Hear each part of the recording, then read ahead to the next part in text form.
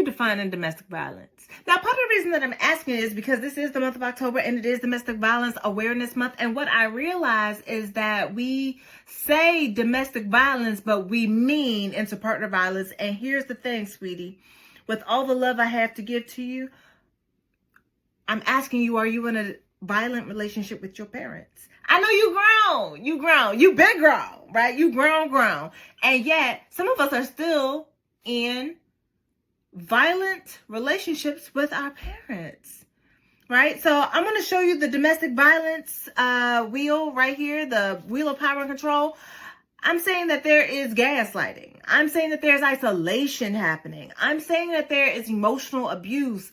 I'm saying that some of these things be showing up in these relationships that we have with our parents, and because we don't live in their house and they don't put hands on us anymore, for the most part, we think that we're not still in an abusive relationship. You are. Sometimes they haven't even bothered to apologize for the abuse they did when you was knee-high to a fly. Right? It's been like, oh, you should get over that, right? Like, oh, I was just disciplining you. And we try to trick ourselves into saying that we turned out okay. You didn't. It's okay. It's with love. You didn't. But I guess my question is pretty simple.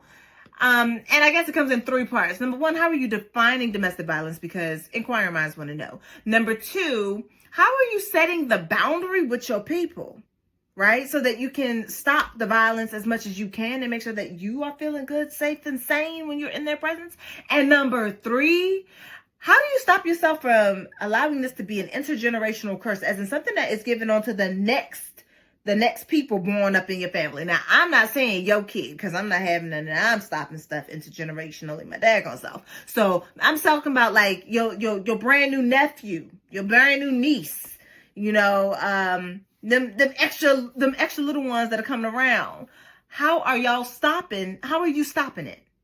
What are you saying? What are you doing? Because somebody needs the strategy, and I want you to go ahead and spill tea. So go ahead and put it in the comments. And remember, we're doing discourse. We're not doing disrespect. If you disagree about beating on kids, that's okay. That's for you. That's for your page and your comments on somebody else's stuff. That's not the conversation we're having here. I'm asking for you as an adult. What are you doing different?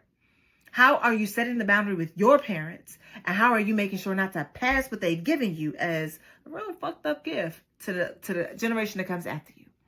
All right, hit me in the comments.